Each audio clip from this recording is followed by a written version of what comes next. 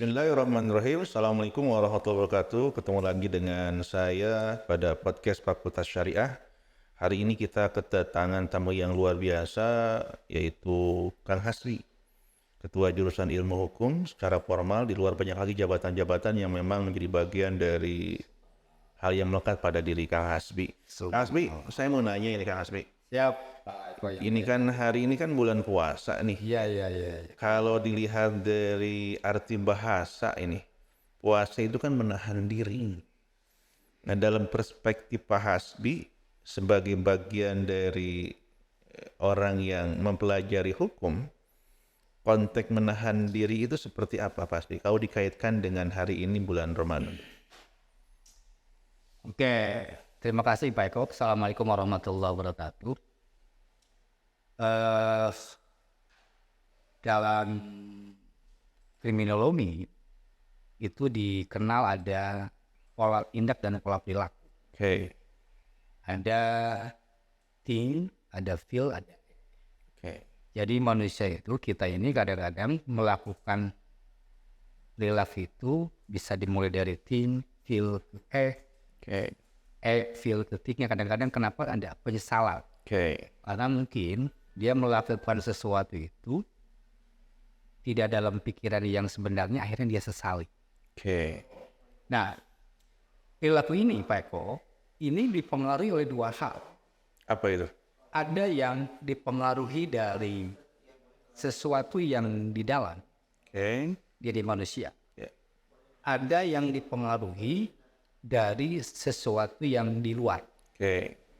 Yang di dalam ini bisa kita sebut sebagai sebuah gift. Oke. Sebagai anugerah pemberian dari Tuhan, dari Allah Subhanahu wa Ta'ala. Ya. Misalkan kenapa kita dilahirkan dengan genetik yang berbeda. Ya. Kita kan nggak pernah bisa milih Betul. kalau kita lahir dari orang tua kita saat ini.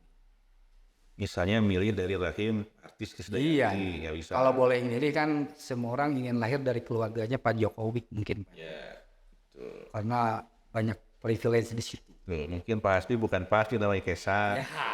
Mungkin bisa begitu. Iya. Tapi ya kita tidak bisa memilih, dan itu buat kita sebagai manusia adalah given. Ya. Dan itu Betul. tentu menjadikan kita punya karakter yang tidak berbeda dengan gen turunan yang diberikan oleh Dan kita Tuhan. nggak bisa menolak kalau gitu. Nggak bisa menolak. Ya. Jadi salah satunya ada pola tindak dan pola perilaku itu tadi dipengaruhi atas sesuatu yang ada dalam diri kita. Oke. Ya, dan makanya beberapa yang ada dalam diri kita seperti golongan darah yang berbeda itu, Betul. sudah ada riset yang menjelaskan kalau ada golongan darah A, B, dan O itu ternyata Pak Eko, hasil riset itu menjelaskan bahwa itu punya karakter yang khas dari golongan darah itu Secara genetik. secara genetik. Jadi pola tindak, pola perilaku itu salah satunya dipengaruhi yang ada dalam diri kita sebagai sebuah given. Kedua, pola tindak dan pola perilaku itu juga dipengaruhi oleh sesuatu yang di luar. Pressure, kultur, sosial, interaksi masyarakat. Itu juga mempengaruhi pola tindak dan pola perilaku kita. Nah, dalam agama kita, dalam Islam, kita ada satu keterangan dalam Al-Quran, Jayinas bin Nafsi. Allah membuat manusia keren itu, salah satunya adalah dengan memberikan manusia itulah nafsu. Dan itu sunatullah. Sunatullah. Dan itu jelas. Ya. Dan nafsu menjadi bagian intrinsik yang ada dalam diri kita, Pak Eko. Ya. Dan kita juga paham di dalam beberapa keterangan bahwa nafsu itu terbagi 3. Ya, ada lawamah, ada amarah, dan nafsu mutmainnah. Bahkan Allah memanggil ahli surga nanti itu dengan penyebutan yang berdasarkan nafsu. Ya ayyatuhal. Ya ayyuhal nafsul mutmainnah. Artinya ini bahwa keberadaan nafsu itu bukan sesuatu yang positif, negatif. Ya. Bahkan dalam kondisi yang lain ya Tuhan memanggil manusia itu dengan nafsunya. Kenapa? Karena dengan nafsu itu Allah membuat manusia itu mau menjadi keren, mau menjadi ganteng, mau menjadi pintar, mau menjadi kaya, mau menjadi penguasa. Ya. Hanya persoalannya dari 3 jenis nafsu ini, Pak Eko, 2 nafsu ini adalah nafsu yang indikatornya mengarah pada perbuatan negatif. Oke. Aman dan aman. Dan puasa itu kan menahan nih. Nah, ini maksudnya saya ingin sampaikan. Puasa ini kan salah satu yang menjadi target dari puasa ini, bagaimana terjadi pengendalian atas nafsu. Ya. Ya. Jadi semua yang tadinya kita bisa makan kapan? Tadinya kita bisa makan, akhirnya tidak makan. Tadinya halal, tadi lalu menjadi haram untuk dimakan saat di siang hari. Ini adalah apa yang difungsikan oleh puasa terhadap kita sebagai manusia. Jadi dengan begitu, puasa ini salah satunya adalah given buat saya. Bagi saya itu cara Tuhan untuk kita coba bisa manfaatkan dalam rangka pengendalian dari nafsu itu. Supaya apa? Supaya kita mengerti bahwa apa yang Tuhan berikan terhadap kita itu seperti karakter, golongan darah, itu tidak lalu ada maksud dan tujuan tertentu. Pasti ada kondisi tertentu. Ketika Tuhan memberikan 3 jenis nafsu yang ada dalam pengamaman kita, ada 2 yang bermasalah, maka Tuhan juga memberikan obatnya, memberikan caranya, cara bagaimana untuk bisa memainkan nafsu ini menjadi lebih positif. Gitu kira-kira Pak. Nah, kaitan dengan kedua nafsu ini yang lebih dominan ke yang negatif gitu. Ini kan menjadi bagian dari hal katanya manusiawi, manusiawi kan gitu. Betul. Nah, kira-kira bagaimana caranya untuk membendung atau mengkanter ini nafsu yang 2 ini tidak menjadi bagian dari nafsu yang lebih dominan? Begini. Pertanyaan selanjutnya mengapa? Mengapa ada perilaku yang salah? Itu kan intinya kan gitu. Mengapa ada perilaku yang salah dalam kehidupan kita? Taruhlah misalkan tadi pola tindak dan pola perilaku kita itu ternyata ada sesuatu yang salah. Kalau dalam ilmu kriminologi itu ada yang disampaikan oleh seorang filosof namanya Kopp.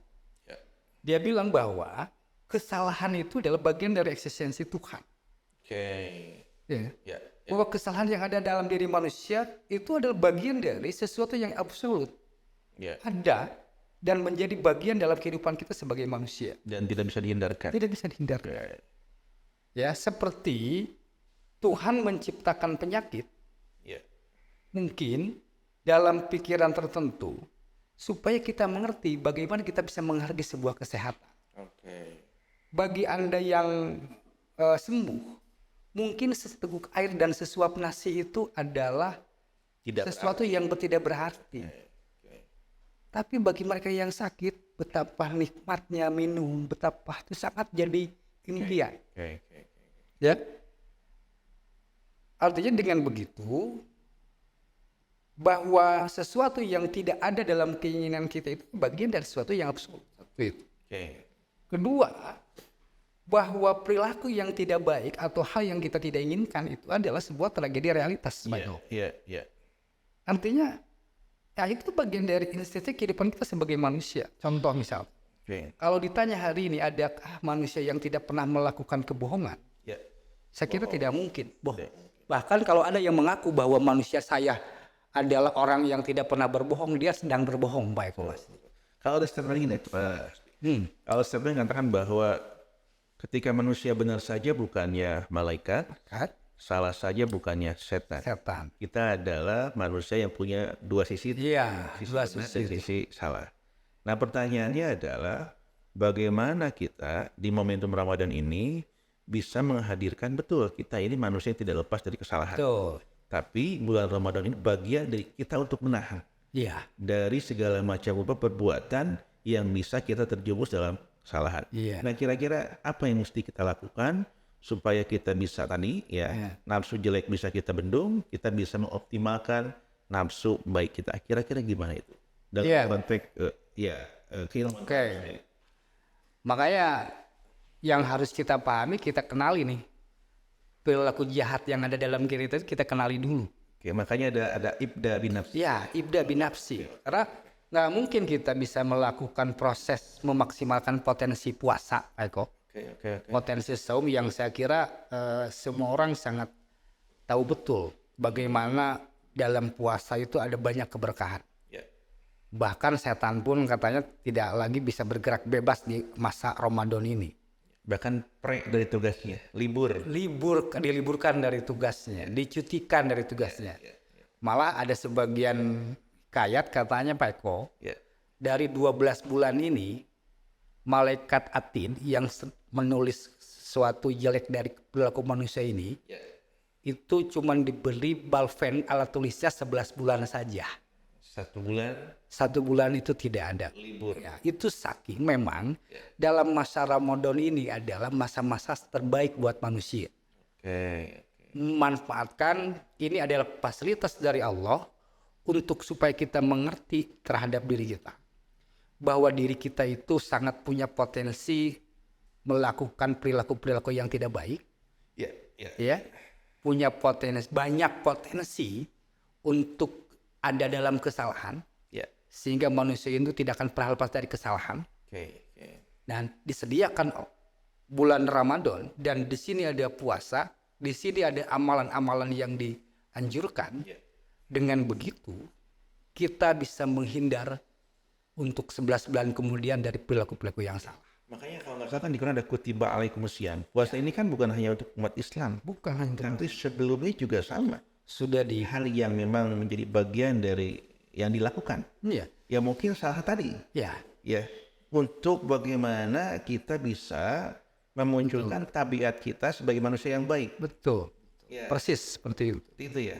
Ya makanya dalam pandangan yang lain tentang mengerti perilaku yang salah tadi, bahwa perilaku yang menyimpang, kesalahan yang didorong oleh nafsu yang salah, itu juga bagian dari eksistensi kita sebagai manusia.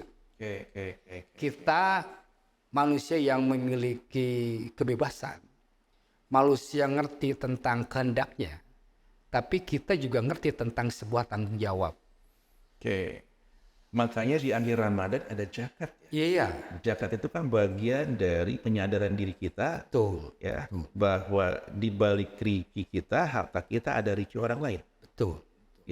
Dan itu bagian dari proses kesadaran kita untuk mensucikan. Betul. Ini menjadi bagian yang menarik saudara ini, Mas Bi. Jadi di ujung Ramadan, di awal puasa, bagaimana ini menjadi bagian dari ibadah yang memang dilakukan tidak hanya oleh umat Islam. Betul. Tapi bagi kita umat Islam ada ibadah lain di penghujung puasa itu zakat.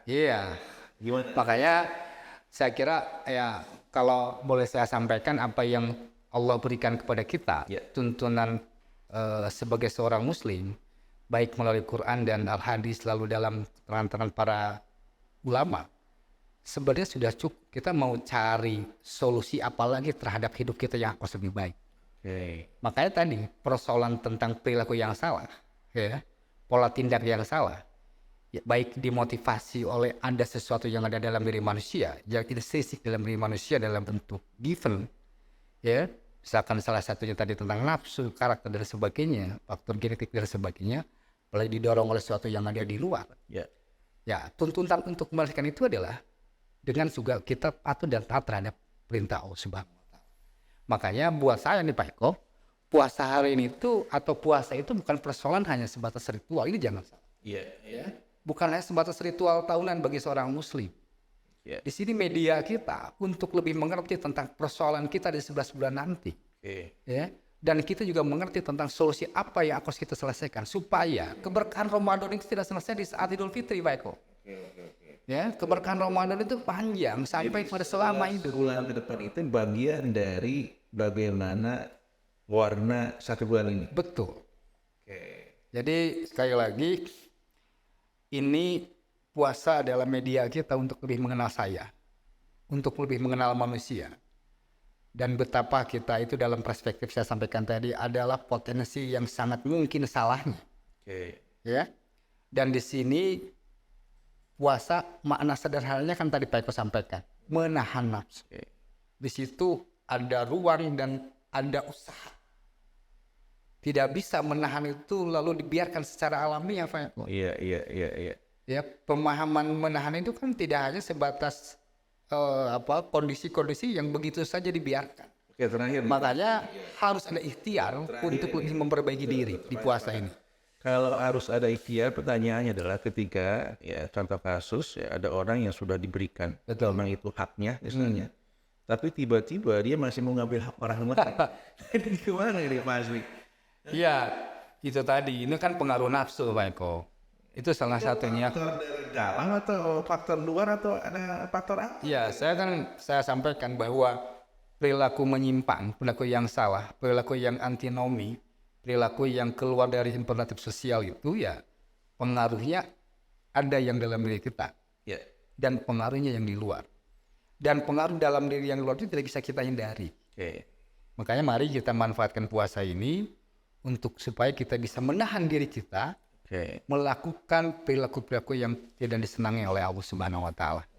Ya, pemirsa yang beriman, saya kira ini menarik sekali.